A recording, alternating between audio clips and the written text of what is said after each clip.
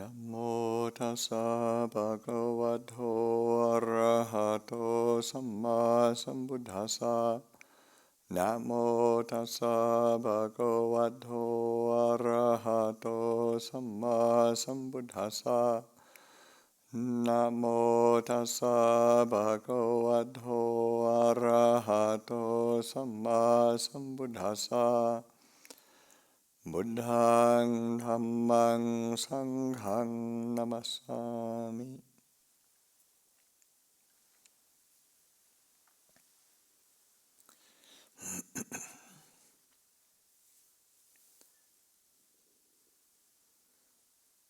So this is the first lunar observance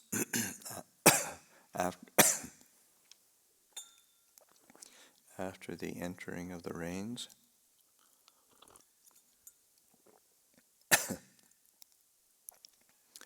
And last week of the entering of the rains, we chanted the Dhammacakkappavattana Sutta, and I gave some reflections around that.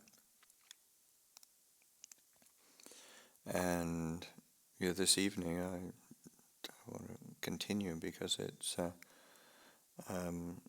that discourse and the teachings in that discourse are, I think, so important to us as practitioners that it's necessary to really emphasize the fundamentals or the foundations that it can lay for us in our practice. And so this is the teaching where the Buddha introduces the Four Noble Truths, Eightfold Path, and the Four Noble Truths of dukkha, of suffering, cause of suffering, cessation of suffering, path leading to cessation of suffering, are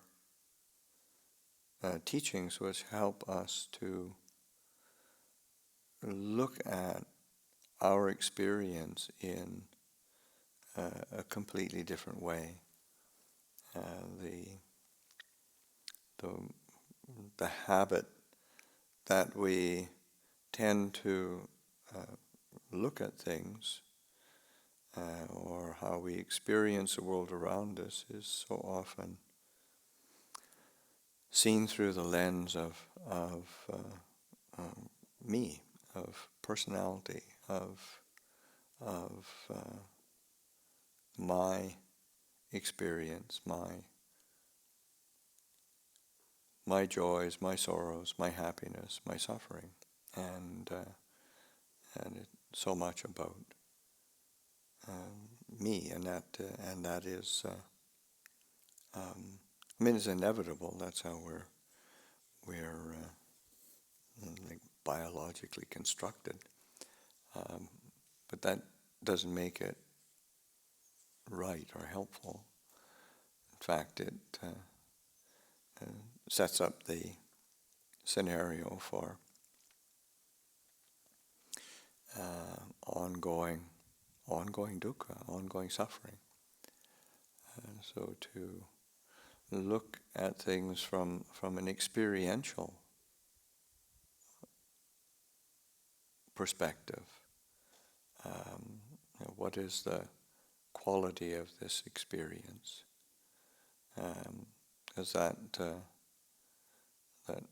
say the noble truth of dukkha is not, oh woe is me, I am suffering, but it's when there is suffering. There is a cause, there is a cessation, there is a path leading to cessation. This is a process that we can observe and experience and understand. So that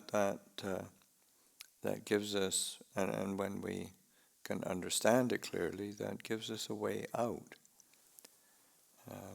Whereas the entanglement of personalizing experience is there's no real way out from that. And of course that's the beauty of the Buddha's insight, is that he understood and awakened to this truth, and that gave him the direct experience of freedom from suffering. And of course that's the great gift that he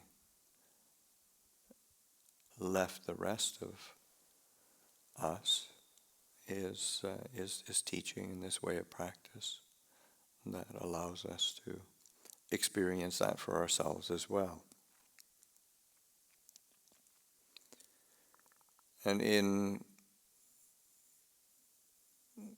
contemplating this from a perspective of Dhamma, it is important to even if it feels that it's all about me, but to really consciously lift that perspective up and say, well, hey, is this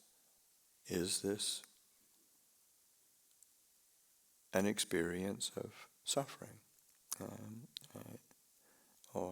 And the word dukkha, of course, has so many nuances that suffering is not really a very full translation, but it's like a code word for this word dukkha, and it has different permutations of discontent, dissatisfaction, dis-ease, stress, imperfection, is all, and that whole range of or spectrum of experience. So to be able to, when we are in the midst of something, whether it's pleasurable or not, to be willing to look at it in terms of, is this actually, say, bringing dis-ease, in the sense is, because if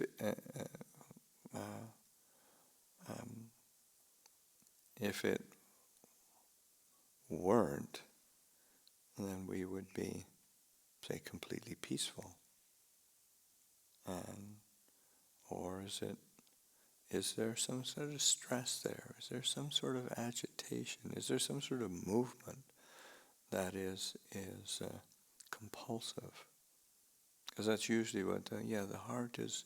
It's moving. And you're not, but it's moving out of, and it's shifting, or it's sort of unstable, because it's grasping at something.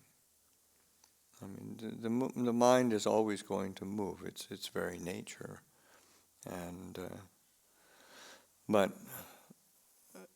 when it's compelled by delusion and deep-rooted desires and reactivity, then we don't really have we don't have a handle on it. And we keep repeating these patterns. And this way, I remember one time having some kind of difficulty,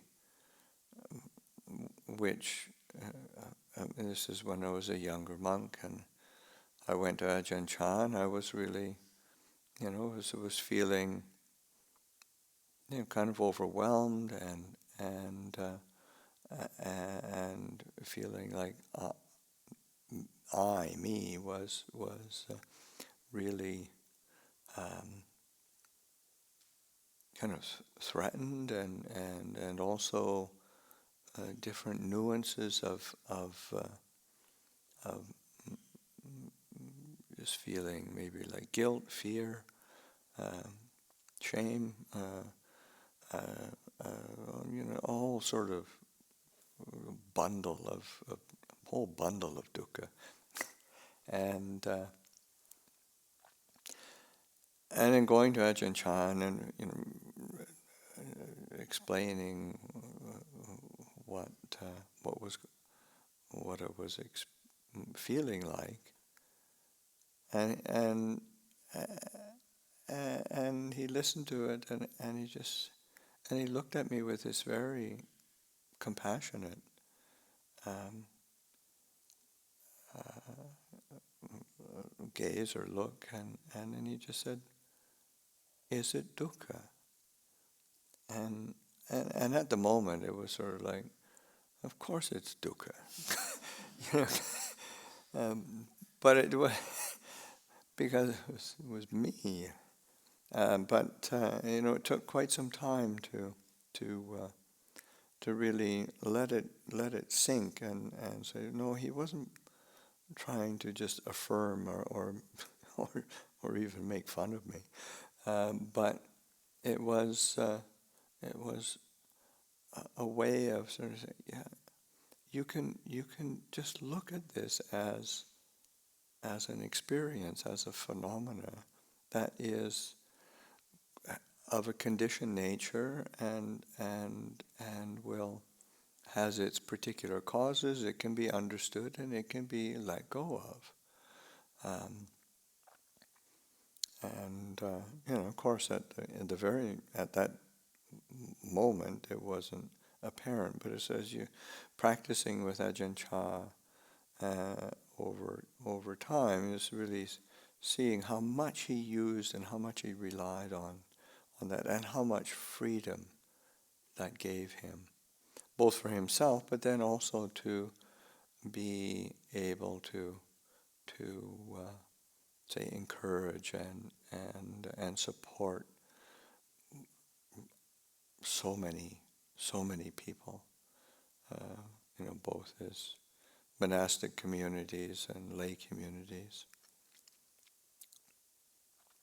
So this just really lifting those Four Noble Truths up, but then also being able to investigate that experience through the realizing or recognizing that we have a certain duty or responsibility toward each noble truth that we can and we need to apply to that noble truth, so that the noble truth of dukkha is to be understood. And in the discourse, then, when the Buddha says this noble truth is to be, what we're seeing is there's all these different nuances of dukkha, not getting what we want, association with the dislike, separation from the light. It's all the different emotional sorrow, lamentation, pain, grief, and despair, and then summarizing it as the five aggregates subject to clinging, and that's to be understood. It's to be known fully, to be known clearly. This is what we're experiencing right now. This is dukkha. And it doesn't have to be proliferated any further than that. It doesn't have to be analyzed into its minutiae and come up with stories around it. It's just, this is what it is. And it's to be known, it's to be understood. and the cause of dukkha is to be abandoned. It's to be abandoned, is to be let go of, and to so because when we start to look at that experience of dukkha as say as a phenomena that we're willing to understand, willing to know clearly, then it starts to become more clear what the process is, how it's fed, how it's supported, how it's nourished, what its causal roots are. And as we see that more clearly, understand it more clearly, it becomes more apparent. Okay, this really has a cause. This is a causal process that we're involved in. It's not something that's just happening to me because we live in a perverse universe. It's something that we're very much a part of. But it's also something that we're opting into. Because it's like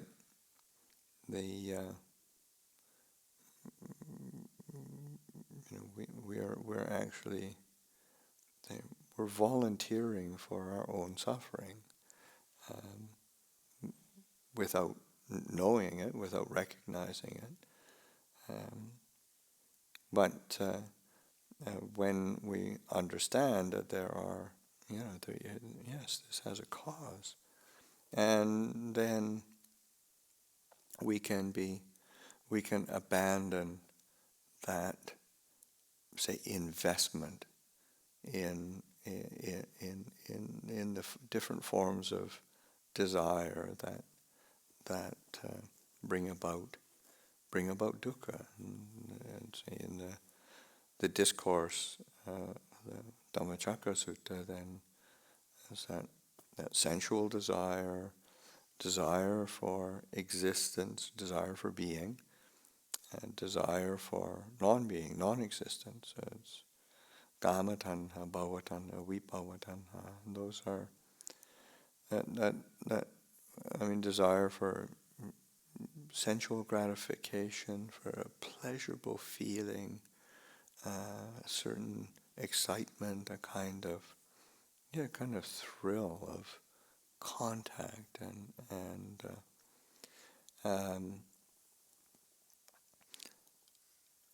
and it's not so much that the Buddha is against experiencing pleasure, but it's just that when we invest heavily in it, then there's always a frustration level. Either we don't quite we don't quite get what we want, so then it isn't satisfying, or it's not quite as much as we think we should have, so then it's not satisfying, or it's we get it, but then it's so sort of stirs us up so much that we still suffer. So there's all these this unsatisfactory element to that following of sensual desire. And so there's a discourse where the Buddha talks about the different nutriments, and for the nutriment of food, say, is, if we understood, and the Buddha says, if we understood the nutriment of food, we would understand sensual desire. And And so I think it's helpful to reflect on that in the sense of, you get some sort of food that you really like, and but yeah, it just doesn't. It could be pleasurable, but it's not really satisfying. Almost like like fresh donuts for Pindapat today. They're. But in the end, it's just sort of, yeah, well, so what? When you see it, and then it's a big deal, and then you have some, it's a big deal. I mean, they get excited about it, but then you're kind of left with,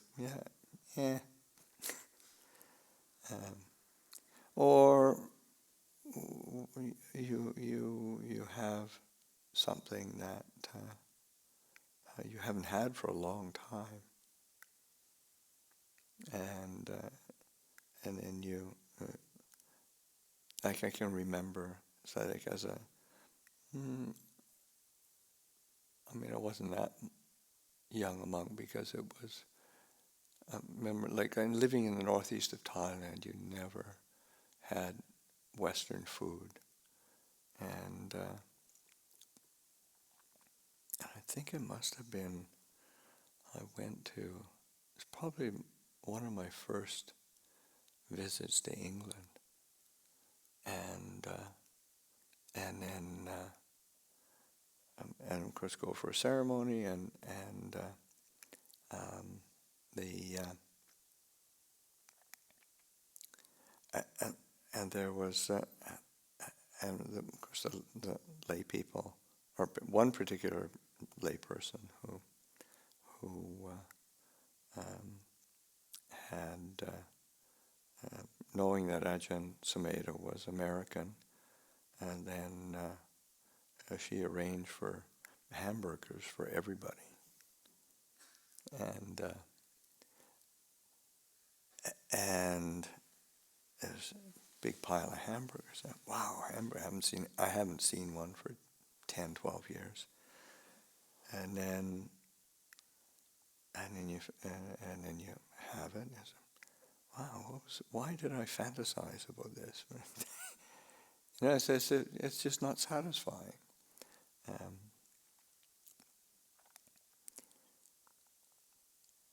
It's funny because the person who did make that offering, and she did it on more than one occasion. She's never had a hamburger, and she just heard that that's Americans like them, and but also she didn't quite know what they were, and she knew that the monastics preferred vegetarian, so she got cheeseburgers, thinking it was somehow vegetarian because there was cheese in it.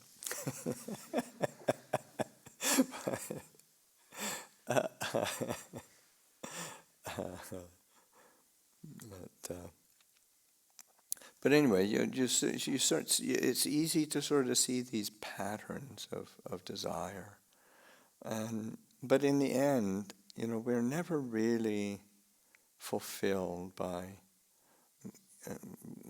getting what we desire, or conjuring up some other desire which really is going to satisfy. It's more, no, desire really needs to be abandoned. It needs to be let go of. That's the duty, the responsibility that we have toward desire, and that has a possibility of bringing us to a place of peace and fulfillment. And it's important to recognize that within those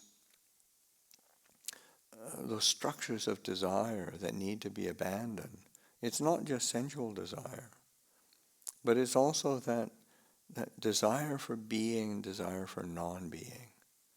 Because like the the thought or the even that kind of attempt of sensual desires bad. I have to get rid of it. I have to. I just have to really curb that, stop that. I really have to annihilate this. If I did that, then I'd be peaceful. Well, that's desire for non-being, non-existence, and so, or the desire for being or desire for existence. That desire.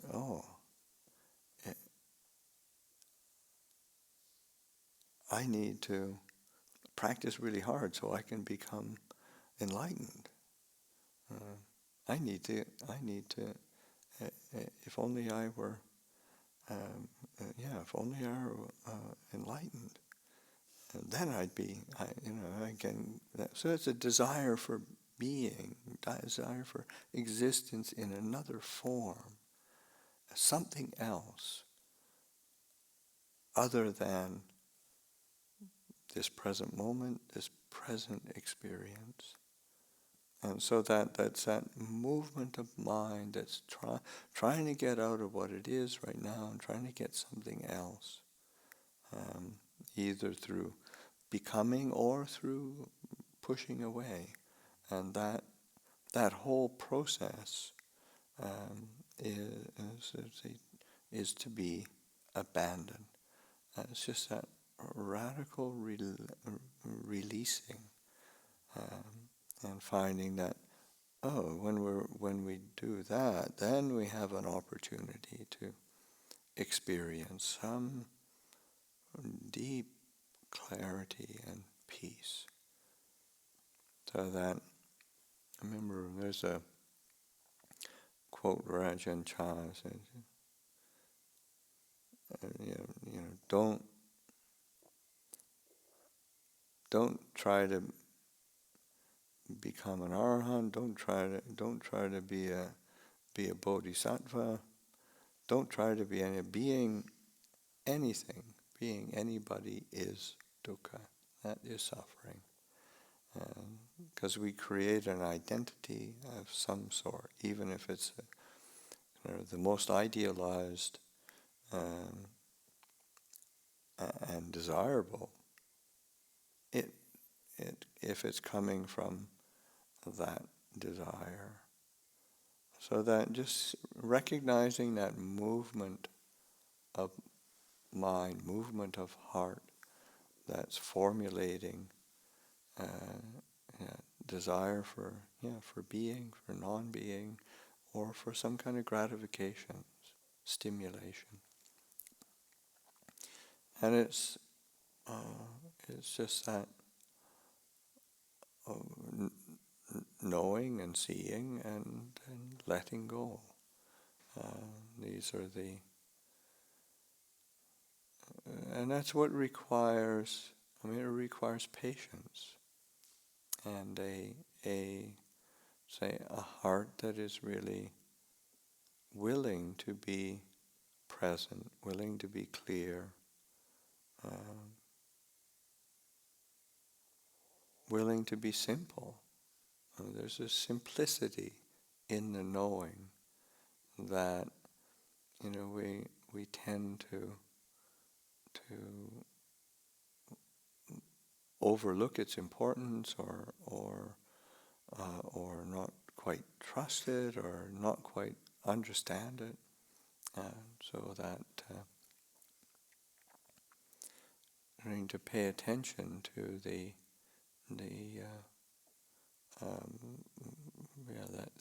benefit of just this quality of awareness, of knowing, and being peaceful.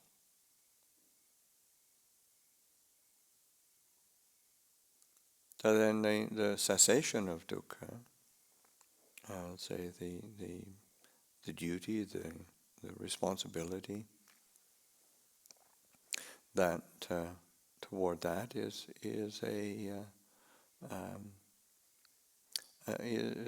say to realize, and realize like making it real,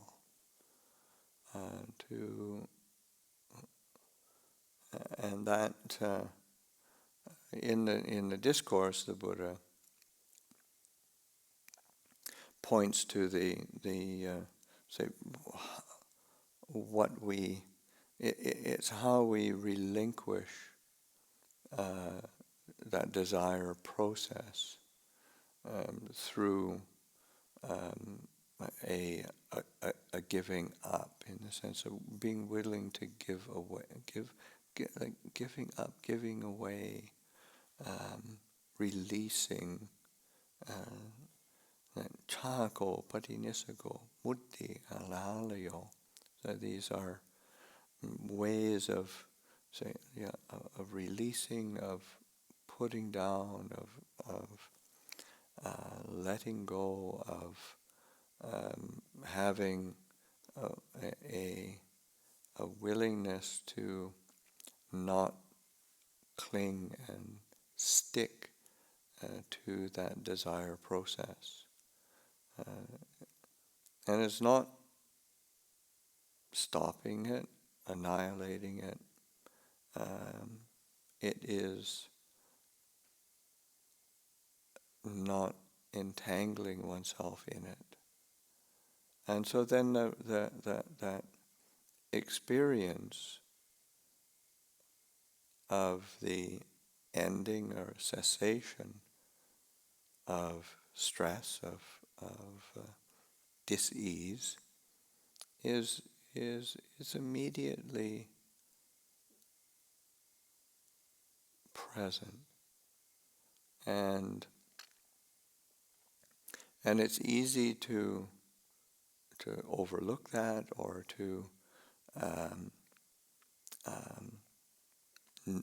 neglect to pay attention to it, or look for something else, or look for the next thing. That's why, like this, the noble truth of the cessation of dukkha is to be realized. Sachikantapati. It's a making it real. Because on a certain level, we've assumed this dukkha and this sense of identification with it into reality for so long that we assume its solidity. We assume its permanence. We assume its inevitability, and it's just not that way at all. So that being able to this realizing that there is such a thing as a cessation of dukkha, and of course, these are moment-to-moment experiences that we can touch on, and to give the time, give the space, give the clarity that allows us to allow it to be real, and it becomes, or it is real when we recognize it as such. Again, the habit is to, we go on to the next thing. So we're so conditioned to keep moving, keep busy, keep performing, keep trying to be something, somebody. That sometimes a cessation of dukkha, cessation of suffering, is, it can be intimidating. It can be like, what do I do with this? What do I do with all this peace and clarity? So is so unfamiliar, and oh, this is weird. I better go back to suffering. And it's obviously it's not conscious, but it's what it's what we do well as human beings. To But to start to start to play with that, start to um, kind of entertain the possibility that there's something other than our habitual dissatisfaction and dis-ease.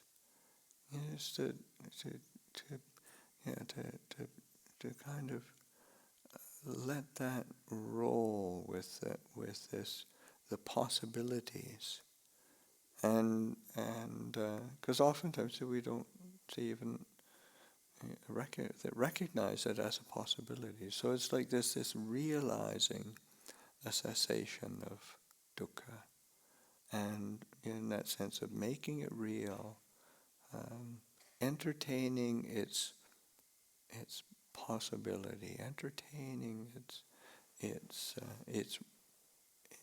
reality, as opposed to the things that keep us off balance and at odds with ourselves and our experience.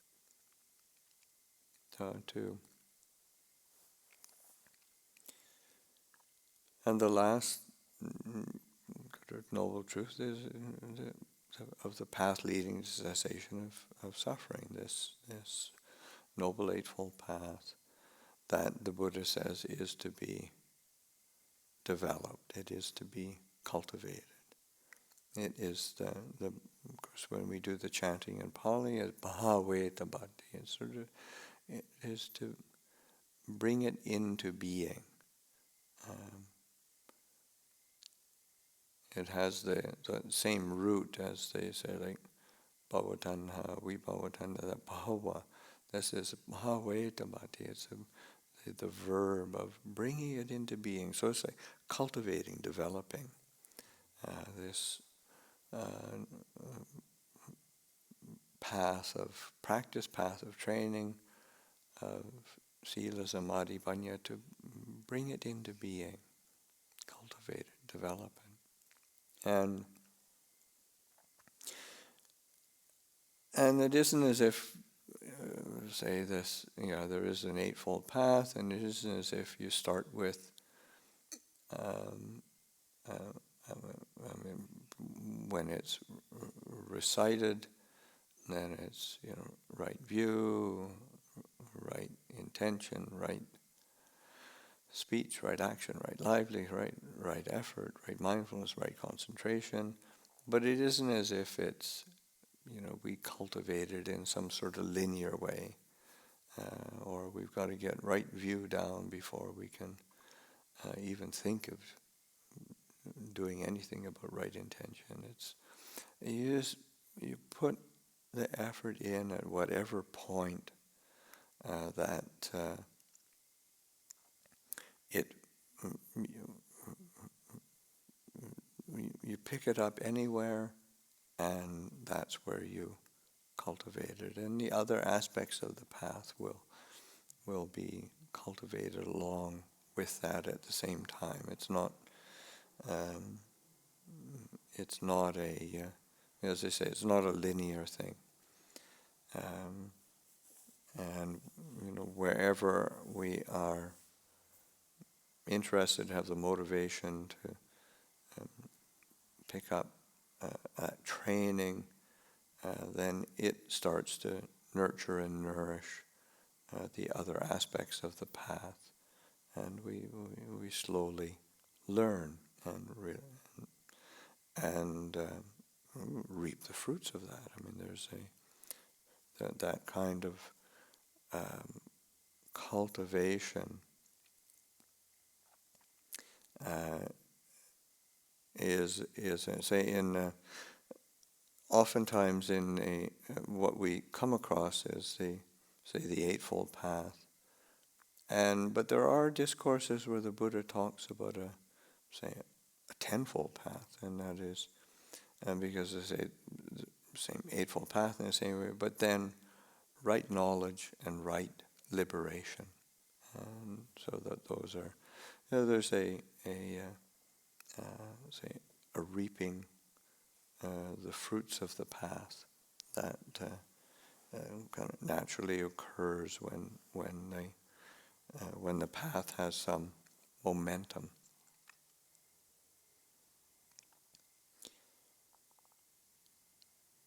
So this attending to the say the duty, responsibility, or what we can do, because it is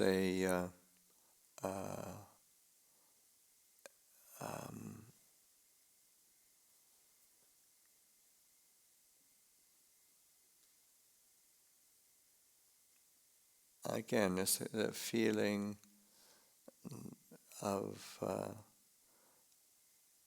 that our this experience of me being overwhelmed by dukkha can be it can feel very solid and how do you tease it apart? But that's where having a particular task or responsibility toward each of these aspects of these Four Noble Truths, that we can start to put our attention at that, and then that necessarily brings about an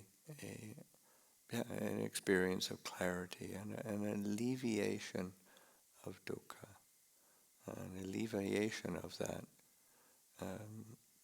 agitation or dis-ease in the heart,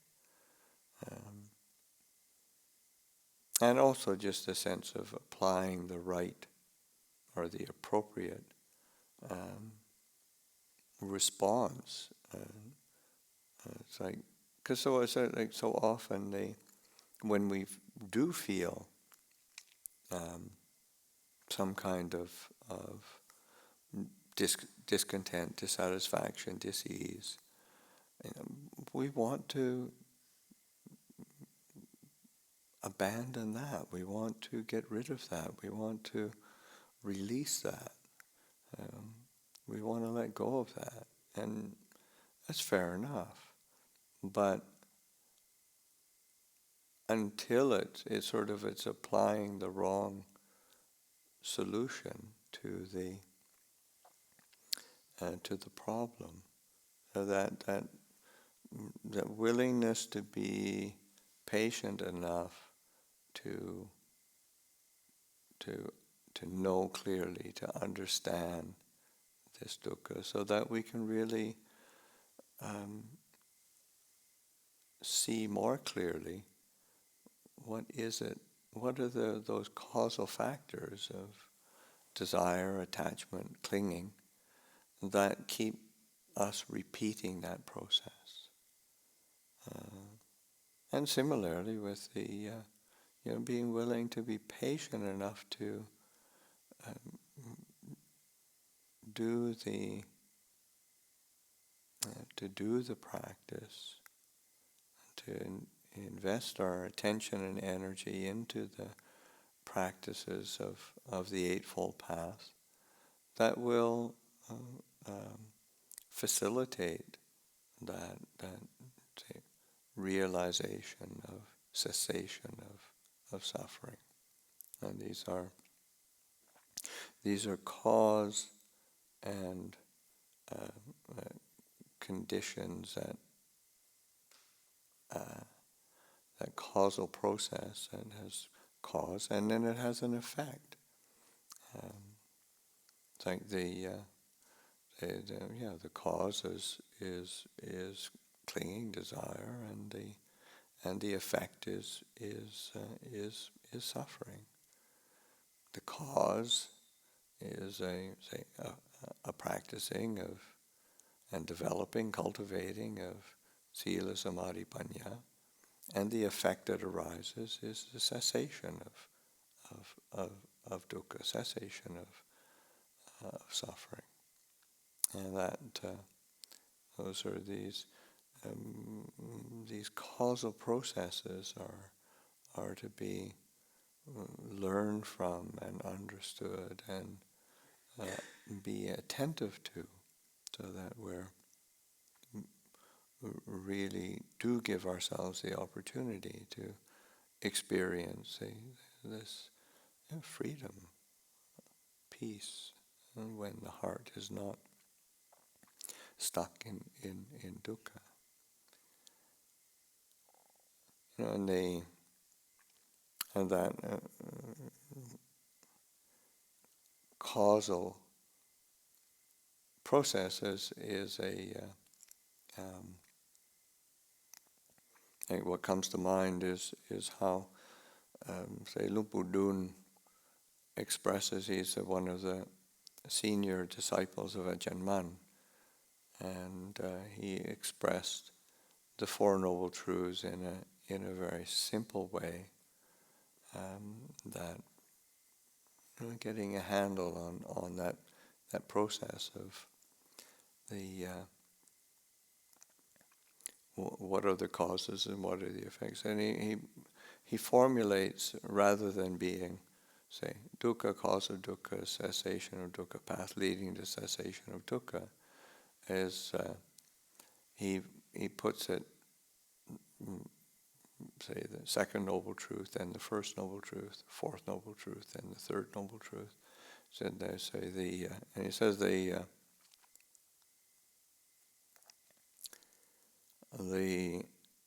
mind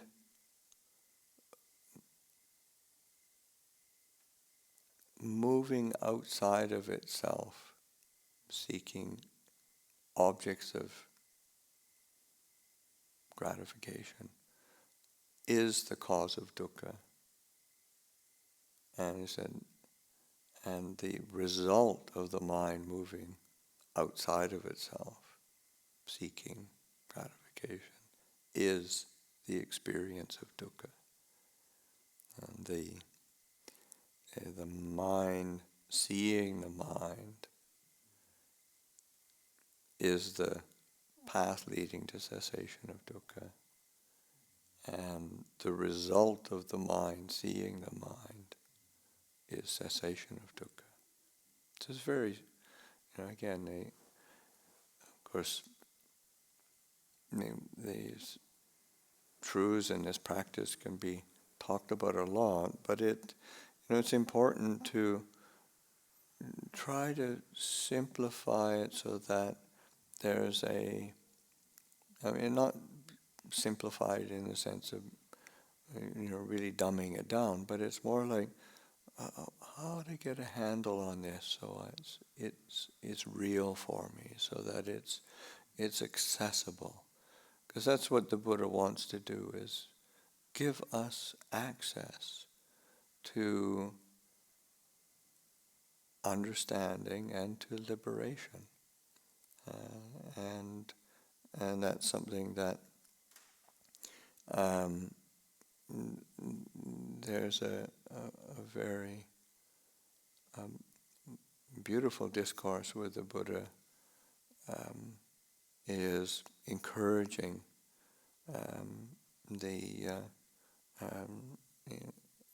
encouraging the monks, encouraging his disciples, and that to the effect of, if this wasn't possible, if you couldn't do it, then I wouldn't teach it to you. But because this is possible, because complete liberation and freedom